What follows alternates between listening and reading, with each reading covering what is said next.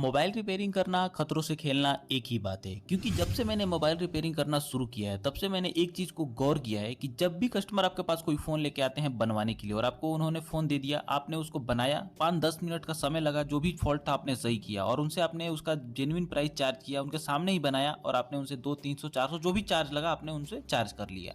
अब होगा क्या कि कस्टमर आपको वो पैसा देना ही नहीं चाहेगा, उनको लगेगा कि बहुत ज्यादा ले रहा है, भैया 200 ले लो, भैया 300 ले लो, या फिर भैया बहुत ज्यादा ले रहे हो।